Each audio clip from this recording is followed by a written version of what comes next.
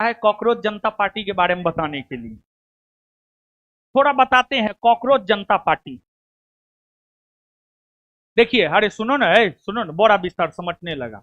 लिखाएंगे cockroach जनता party. सुनिए, है सुनो न जी।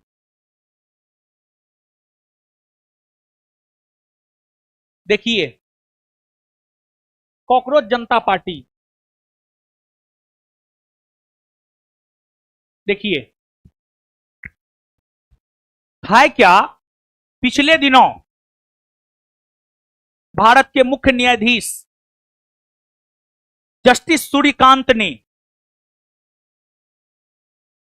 यह कहा, उन्होंने एक स्टेटमेंट दिया और उन्होंने अपने स्टेटमेंट में बेरोजगार युवाओं को कॉकरोच कहकर संबोधित किया।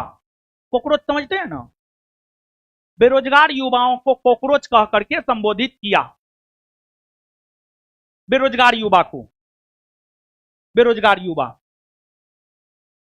देश की आबादी 145 करोड़ प्लस है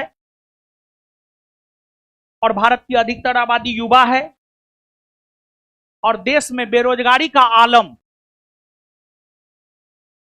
देश में बेरोजगारी अपने चरम पर है। अधिकतर युवा बेरोजगार है। तो कॉकरोचों की संख्या बहुत ज्यादा है।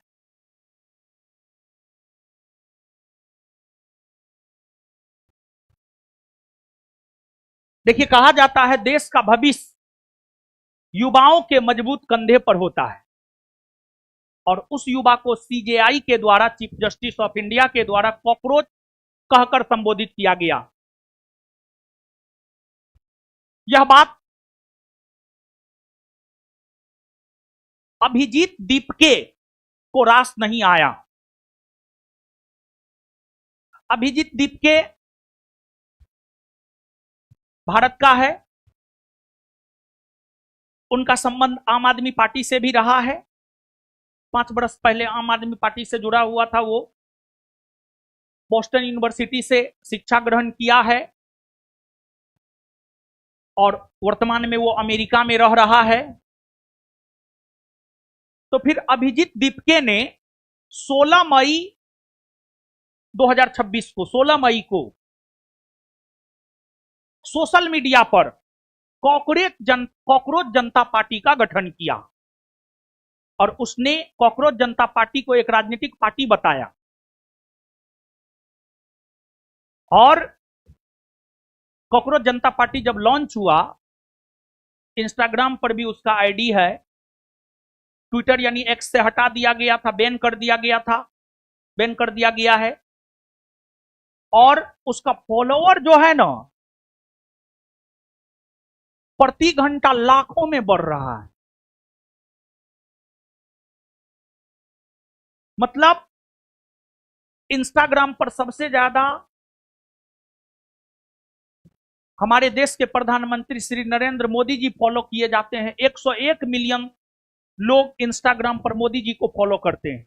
और हमको लगता है सीजेपी, कॉकरोच जनता पार्टी को अगर आजादी से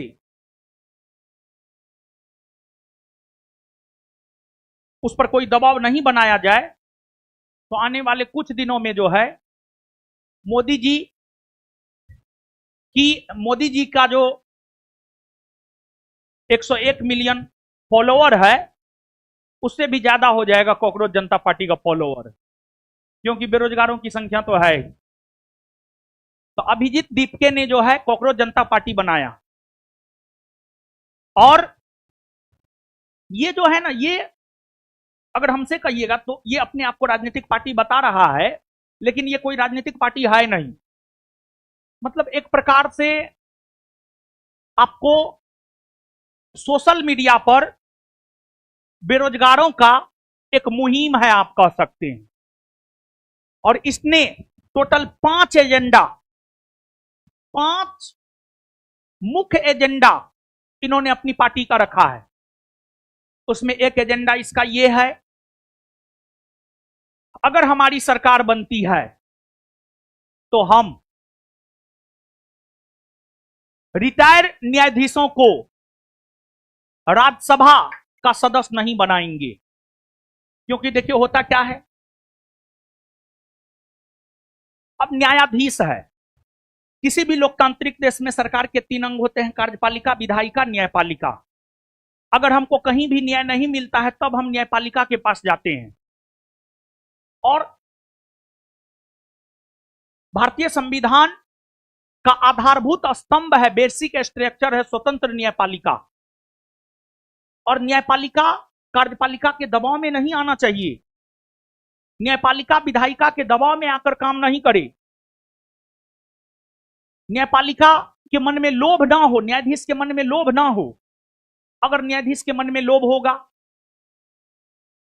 तो फिर न्यायाधीश सत्ता के अकॉर्डिंग काम करेगा। फिर सत्ता पक्ष के लोग रिटायर होने के बाद न्यायाधीश को जो है उचित उपहार देगा, जैसा कि भारत में हो चुका है। भारत के पूर्व मुख्य न्यायाधीश रंजन गोगोई जिसने अयोध्या मामले पर भी फैसला सुनाया है, वो रिटायर होने के बाद राज्यसभा के सदस्य बनाए गए। तो कॉकरोच जनता पार्टी का पहला मुद्दा है, रिटायर होने के बाद किसी भी जज को राज्यसभा नहीं भेजा जाएगा। एक ये था। दूसरा है, अभी भारत में चुनाव आयोग के द्वारा जो एसआईआर किया जा रहा है, स्पेशल इंटेंसिव रिवीजन, एसआईआर के जरिए जो है मत काटा जा रहा है। और जब बिहार में एसआईआर हुआ था पहली बार, मेरा भी नाम मतदाता सूची से हट गया था, फिर दोबारा डलवाना पड़ा। अभी बंगाल में चुनाव हुए हैं, 27 लाख मतदाता होते हुए भी मतदान नहीं कर पाया। तो ये जो मतदाता, वैध मतदाता होते हुए भी मतदान नहीं कर पा रहा है, इसमें कहीं ना कहीं चुनाव आयोग की गलती है। तो इस प्रकार के चुनाव आयोग को लेकर भी कांग्रेस जनता पार्टी के द्वारा जो है आपको यह कहा गया है कि इस प्रकार का कृत्य अगर चुनाव आयोग करता है तो चुनाव आयोग के सदस्यों पर यूएपीए कानून लगाया जाएगा। यूएपीए। इसके बाद तीसरा एजेंडा है उसका, अगर हमारी सरकार बनी तो हम महिलाओं को 30% नहीं बल्कि 50% तक आरक्षण देंगे लोकसभा में, विधानसभा में। और देखिए ये एजेंडा हमको ठीक लग रहा है क्योंकि देश की आबादी का लगभग 50% महिला है ना जी, तो 50% तक ये भी ठीक है। इसके बाद उसका अगला एजेंडा है, अंबानी अडानी के क्षेत्राधिकार में जो भी न्यूज चैनल है, जैसे न्यूज 18, एनडीटीवी, ये सब अंबानी अडानी के क्षेत्राधिकार में ही है। जो अंबानी अडानी चाहेगा वही दिखाएगा ये सब। तो अंबानी अडानी के क्षेत्राधिकार में जो न्यूज चैनल है ना, उसको प्रतिबंधित कर देंगे, उस पर रोक लगा देंगे। चौथा हो गया।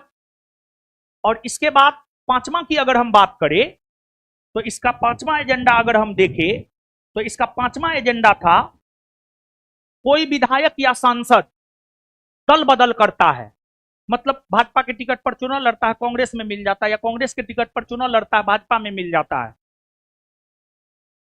अगर कोई जनप्रतिनिधि दल बदल करता है तो 20 वर्षों तक उसके चुनाव लड़ने पर रोक लगा देंगे। ये 5 एजेंडा है, समझे। यही है कॉकरोच जनता पार्टी। और अगर हम कॉकरोच जनता पार्टी की बात करें, इसका एजेंडा तो बहुत शानदार है, नो डाउट, लेकिन इसका एजेंडा जो है एक प्रकार से देखिएगा तो लोकतंत्र को मजबूत करने वाला एजेंडा है, समानता स्थापित करने वाला एजेंडा है। लेकिन आपको ये एक सोशल मीडिया का मुहिम है, अब देखिए क्या होता है, ये तो आने वाला वक्त बताएगा, लेकिन उसका फॉलोअर जो है बहुत भारी मात्रा में बढ़ रहा है, समझे ना। तो यही है कॉकरोच जनता पार्टी। लिखिए कॉकरोच जनता पार्टी।